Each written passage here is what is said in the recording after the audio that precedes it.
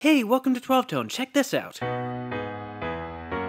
What do you think? It sounds nice and all, but it's kinda boring, right? This is the famous doo-wop changes, and it's been in literally millions of songs. Which is fine, it works, there's nothing wrong with it, but with so many cool chords out there, why stick with something so simple? The first thing we could do is use more complex versions of the chords. For instance, we could make them all 7th chords.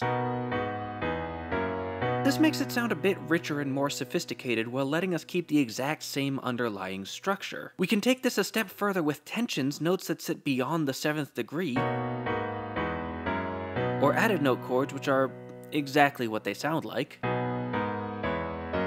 But we're still not changing it all that much. It's the same progression with a fancier hat, but that's just the beginning for chord substitutions. The next place to look for replacements is chord functions. Different chords in a key have different jobs, and you can pretty easily trade one chord for another as long as they do roughly the same thing. Take this 4 chord for instance.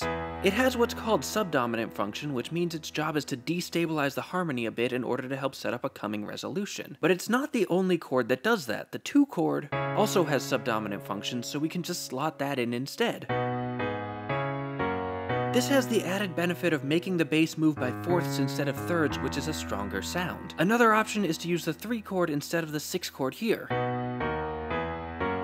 This works because they both have tonic function, which means their job is to provide a sense of stability and rest. Another good option for new chords is what's called modal interchange, where we borrow chords from neighboring scales. This progression is in the key of B major, but we don't have to stay there. We can steal chords from other scales like B minor. Unlike major, the minor scale's 4 chord is minor, giving us a pretty different sounding progression, even though all we did was change one note in one chord. A particularly interesting sound to borrow is the flat 7 dominant, which can replace the 5 dominant in what's often called the backdoor progression. The flat 7's a pretty flexible chord though, and it can also substitute just fine for the 4. We can keep digging into weirder chords to find others that do the same types of jobs, but there's also an entirely different approach to substitutions. Instead of looking at the chord we're replacing, we look at the chord that chord sets up. That's a bit confusing, so let's try a concrete example: secondary dominants. We've covered these before, but basically they're unstable chords that want to resolve to something other than the root of the scale. For instance, B7 wants to resolve to E major, so we can pop it into our chord progression for a little extra directionality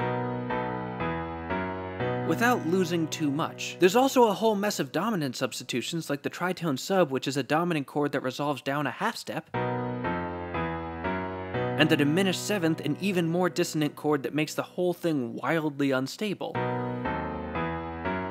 We can also add extra chords in between the real ones. This is called interpolation, and its most common use is the 2-5, where we prepare the secondary dominant with a borrowed subdominant chord. We can even chain these together into a cycle, with each 2-5 resolving seamlessly into the next one.